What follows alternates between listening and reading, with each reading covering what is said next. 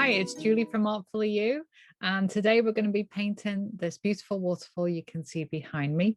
The tools you're going to need are a palette, canvas, 2 cups of water. I recommend that you have acrylic paint in the 3 primary colors minimum and black and white. You may also find it useful to have SapGreen and also maybe a brown. So burnt sienna would be great, raw sienna, and also yellow ochre. So if you have those ready, let's get started. Okay, so we're gonna paint the top with black just below the horizon line. Don't forget to paint your edges. We may as well do it while we have our paint out. This if we continue the painting around the edges, it just kind of looks nicer when it's hanging on a wall, and then you don't need to worry about framing it. I actually really like unframed paintings. And if you get to the stage where you start selling your paintings, you want to keep your costs down as much as possible. So you don't want to have to pay for framing. So if you wrap the painting around the edges, then you don't need to sell them. You don't need to worry about getting them framed first. So the colors I am using this evening are, I'm going to be using white, and the blue I'm going to choose is Cerulean Blue. It makes quite a nice watery blue. So if you have cerulean, if not, cobalt would be fine. We can just add a cerulean has a tiny bit of greeny in it, so it's more on the turquoise side of blue. So I'm going to start with white, and I'm going to paint right up to my horizon line without hopefully touching my black. I want to keep this pure. So I'm going to start by painting about a 1-inch strip of white.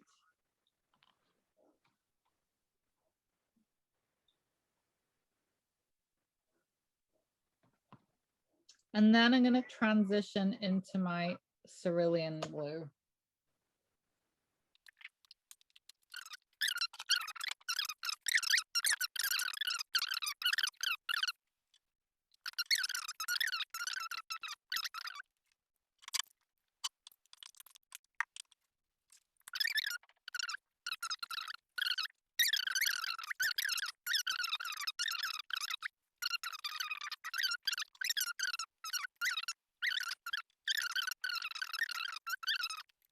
Got a little bit of the paint from the blending. If you've run out of paint, just go back over it and pick up a bit of paint from your canvas. And then I'm pushing down and then I'm lifting off. If you need to give it a little bit of help with a little tiny bit of water, you can add water at this stage. So pushing down, lifting off, pushing down, lifting off.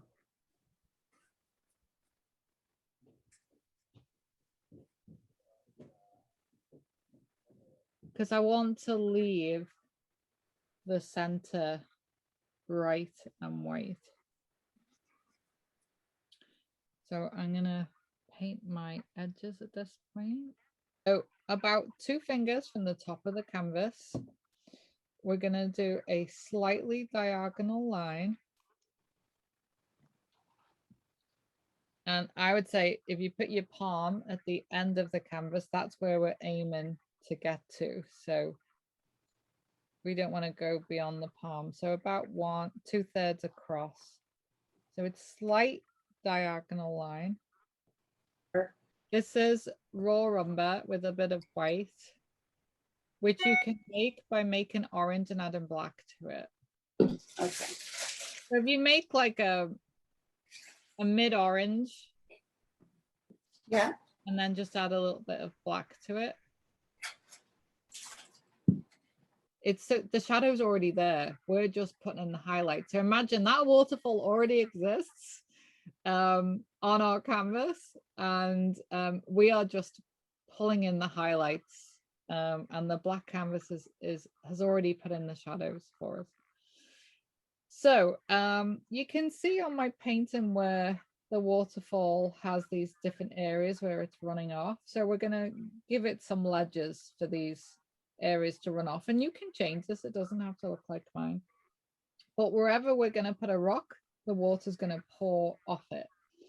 So let's kind of look about, I'm going to start about another palm space in. So I'm just focusing on the center part of my canvas. I'm going to leave a little space and I'm going to draw a little rock here. I'm just putting in a little oval shape there, and then another one slightly higher on the other side. There's one here.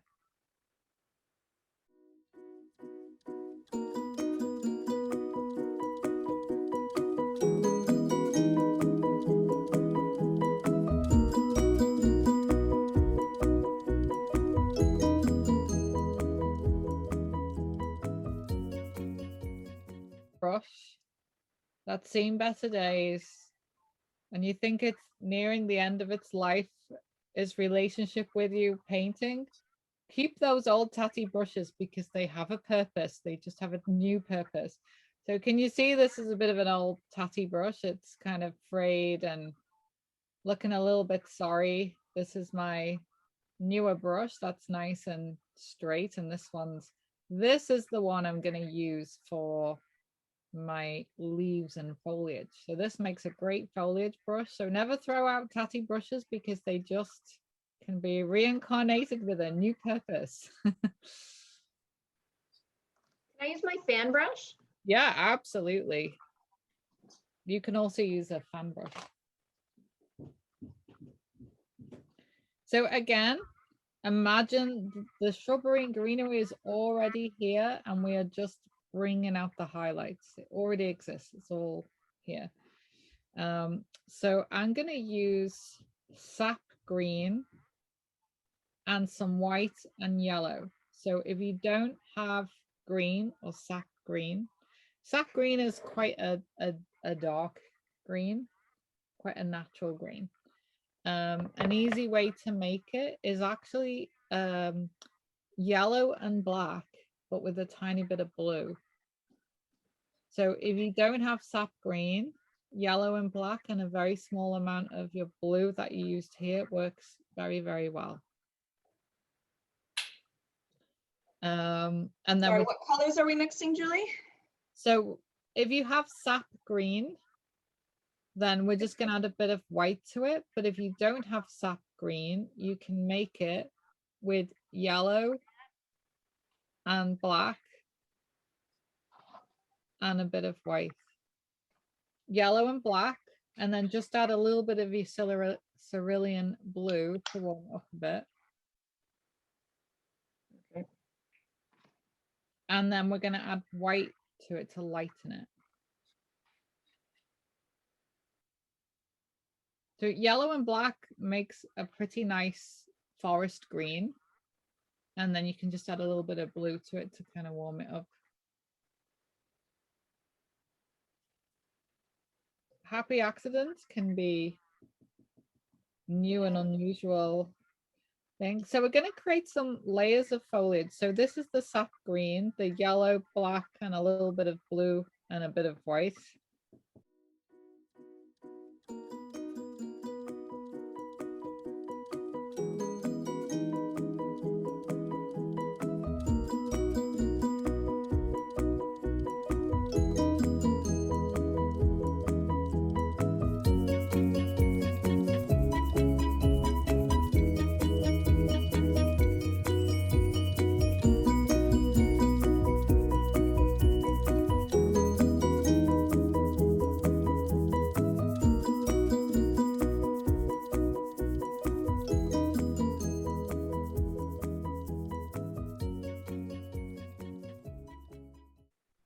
I think I'm gonna I feel like I want to make this rock bigger at the front than I did on the original.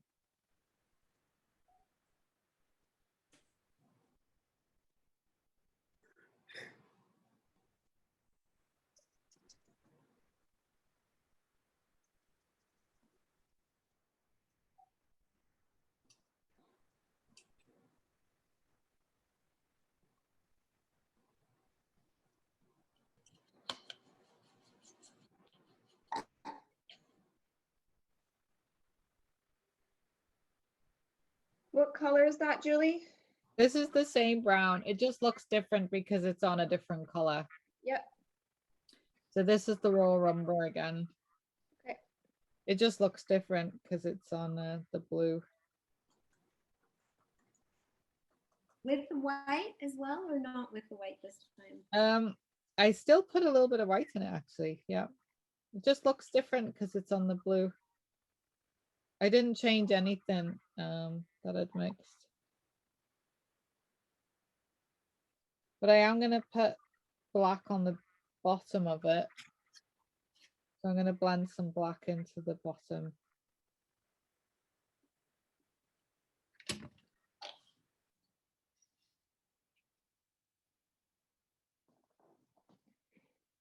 Last time I did two, but I feel like one big one would look better.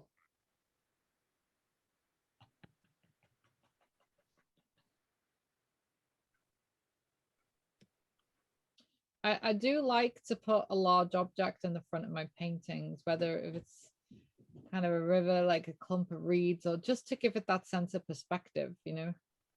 I always say, imagine it's the stock market where the same as mountains, where it's kind of going up and down a bit and down a bit and up a bit. And, you know, it's, don't make it too smooth.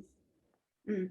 I have had students, I've made them do rocks with the non-dominant hand deliberately, so it's a shaky line, and that works really well too. So I'm going to get my SapGreen again. This time I'm going to use, I'm not going to add any white to start with, and I am going to dot it around the base again. I'm not going to make it look particularly, not following a special shape, just kind of going up and down a little bit.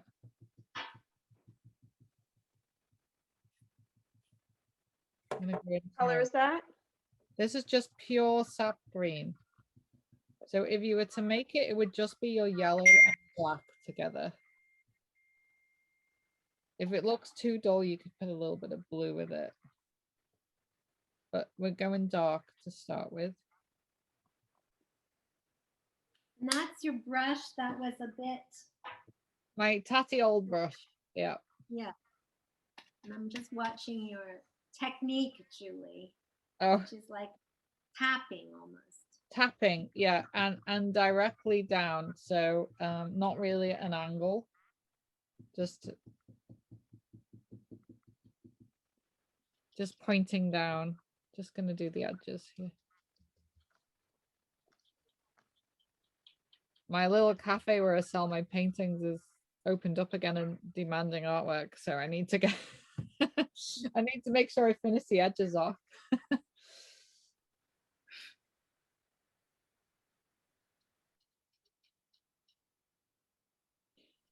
So it looks very dark at the moment, but it's going to get a lot brighter and lighter.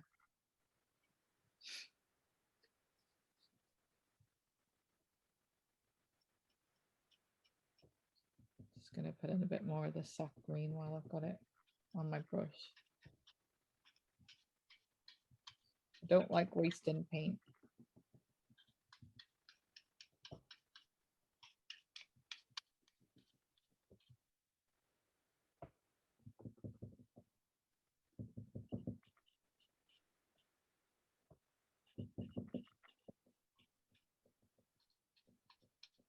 It's a good one for a palette knife, this painting, if anybody wants to get the old palette knives out. What would you do with it? When we start adding the texture to the rocks, a palette knife would work really well on the rock. Okay. So if you wanted to have a little go with the palette knife in a minute, if you have it.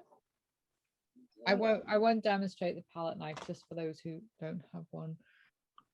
Okay, so I'm going to start highlighting some of these rocks that my waterfall is going to go on. So I'm going to focus at the top for now. This is just yellow ochre, and I'm just going to place it's gonna appear quite bright to start. So I'm just gonna put a little bit of highlight along the top.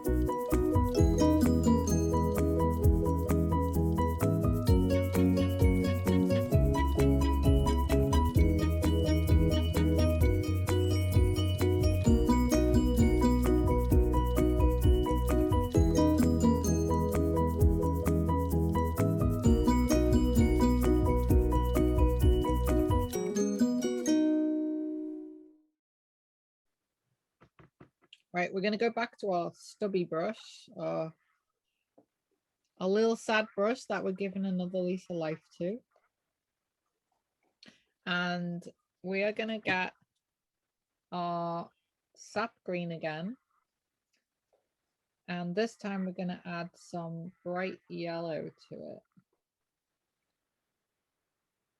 Some bright yellow, and you could even add a little bit of white to that as well. A bright yellow and a bit of white. So you're going to get a much nicer, brighter green. And we're going to work on highlighting some of this foliage, but we're going to concentrate it around where our focal point is, the waterfall. So again, make sure your paint's not too wet. If the paint's too wet, it will start all merging together and you'll lose those little individual leaves that we're creating. So I'm focusing this closer to my waterfall. And what color is that you're doing now? So this is just the SapGreen, and I've added some bright yellow and a bit of white.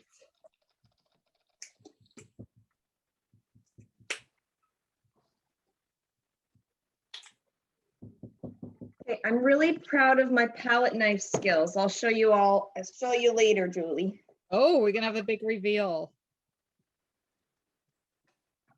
I'm excited. Me too. Okay, so sap green and bright yellow. Bright yellow, so yeah, cadmium yellow and some white. Well, I'll just make more green.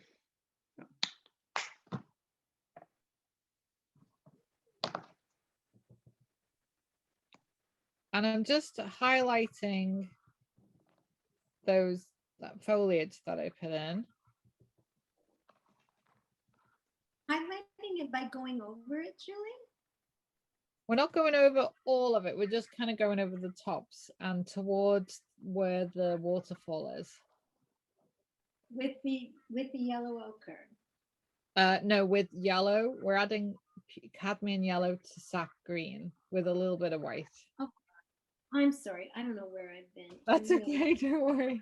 I don't know where I was there. That's okay. You were being mindful and in the moment. You're getting lost in your painting, which is what we like.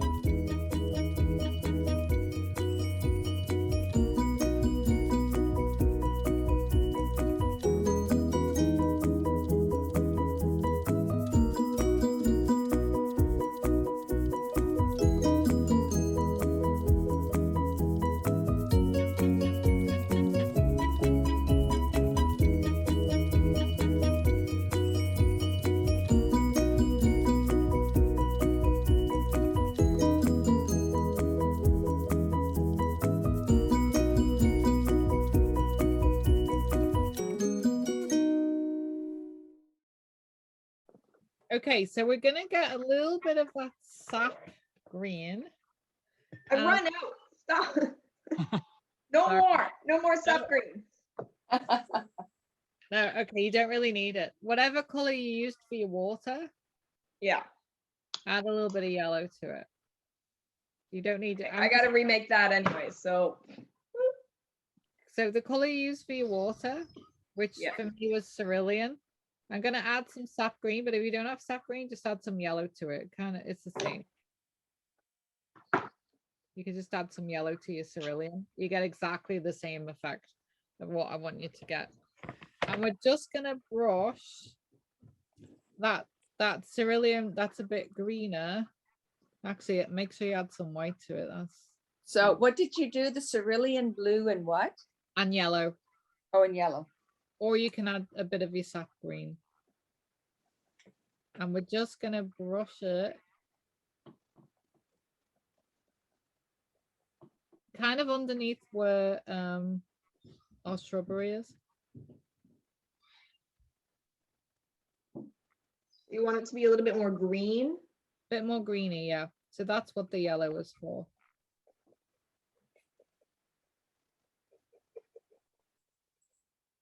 So we're gonna kind of go under where the shrubbery is.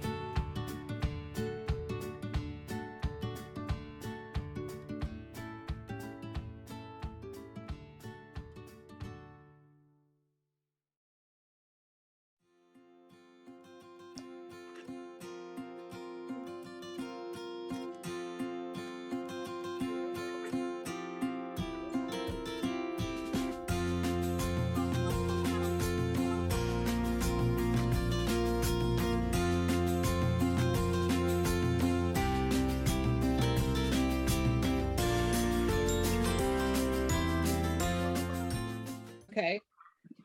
So we're just going to introduce a little bit of sky poking through our foliage. So you might want to do this with a smaller brush around. Around. Yep. And let's just take our watercolor, our cerulean blue.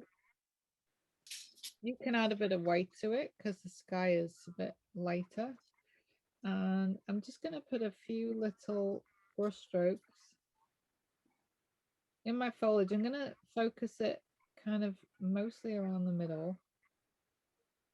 Just imagine that some of that sky is poking through our foliage. That's just your blue, right? It's not blue and white. I'm going to put a bit of white into it in a minute. I'm going to lighten it.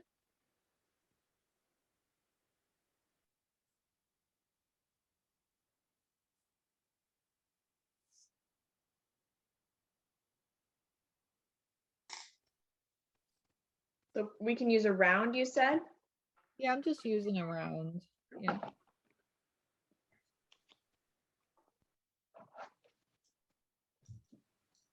So kind of experiment with it and see which looks, because everybody's using slightly different brands of paint, which one looks the most like sky to you.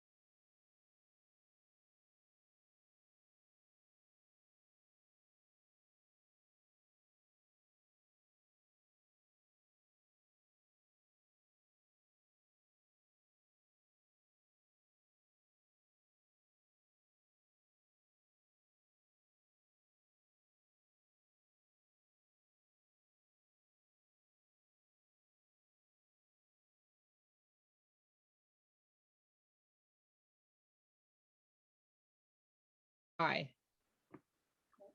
No, maybe I should just find another one. So yeah, if you're getting a completely dry brush, this seems like the opposite thing to do. You want to dampen it a little bit. So you want to kind of dampen it a tiny bit and then dry it on the paper towel. And I like to do this to get the bristles kind of stumpy. So you don't want it like bone dry, but you want it to be where you've rinsed it and then dried it on the paper towel. And then we're just going to use pure white.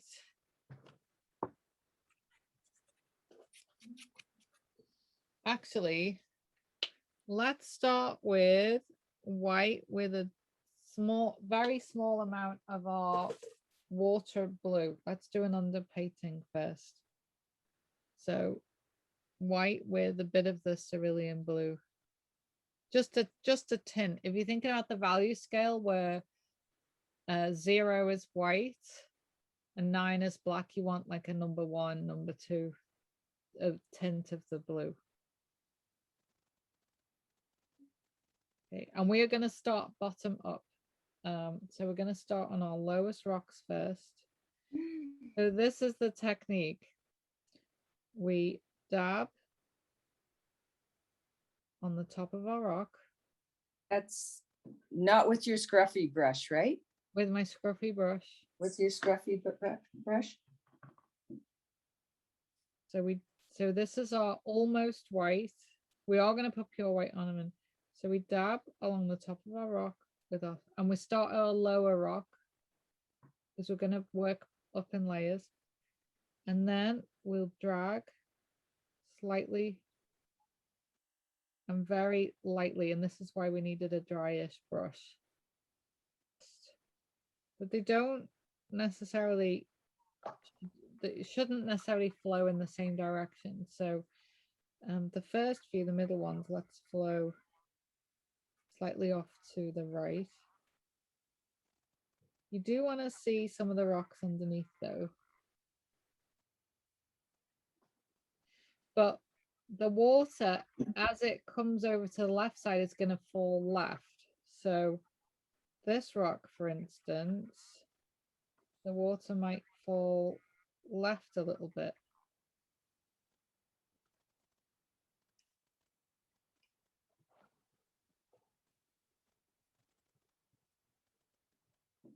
Isn't this fun? Sure.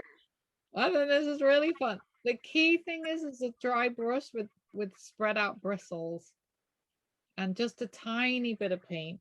Like, look how much paint I've got, like not much. That's gonna probably do quite a lot of the rocks. So you want to dab on the top of the rocks, dab, dab, dab, dab, dab.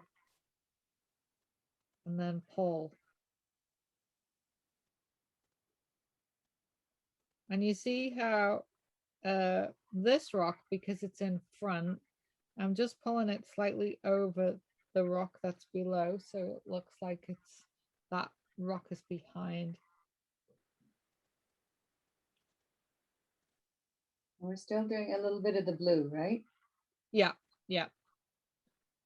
So honestly, I haven't even dipped, using very little paint. I haven't even reapplied. It's just that slightly blue white. So every time you see a little rock, let's dab a little bit of paint over the top, and then we're going to very gently pull. Oh.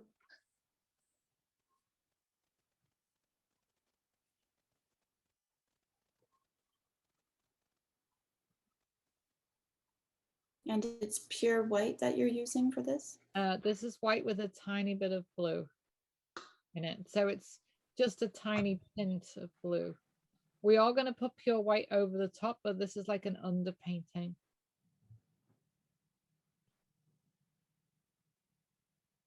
So we're going to keep working in layers. See, I haven't even reapplied my paint yet. I'm still using the same.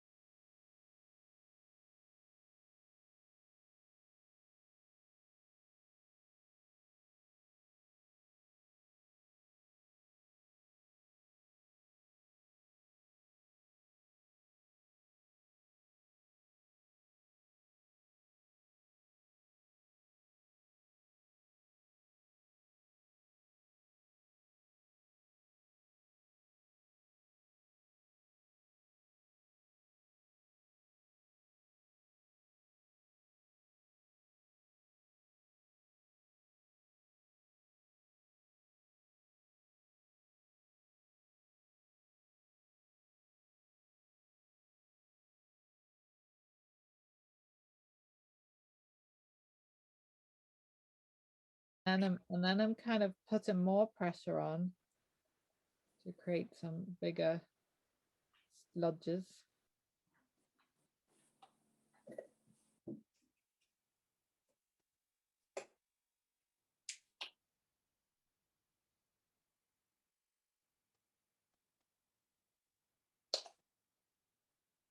Not very scientific, this just kind of splodging around. Maybe I'll put a few distant ones in here so it ties in a little bit.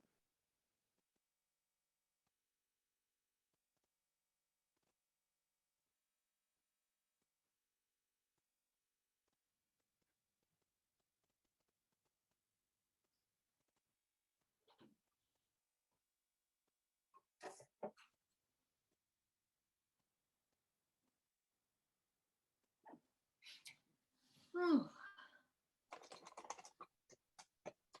Made you work hard tonight, Janice. I just ran downstairs to get some small brushes.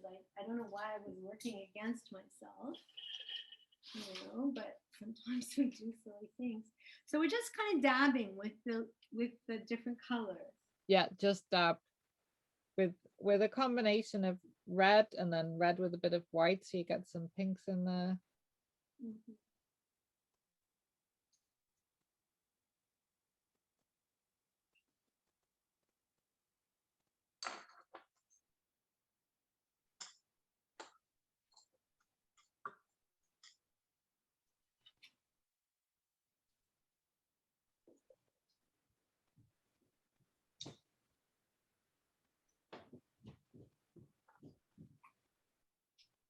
We're just going to put a bit of detail. We're going to do the same thing. We're going to work backwards. So we're going to work on the bottom ones first. But we're only going to put a little bit of white along the top of each rock and then a little bit of white along the top. So see how I did that where I'll do that on all of them to show you. So I'm just tapping along the top with a bit of white. And then I'm only dragging down the very middle and top part.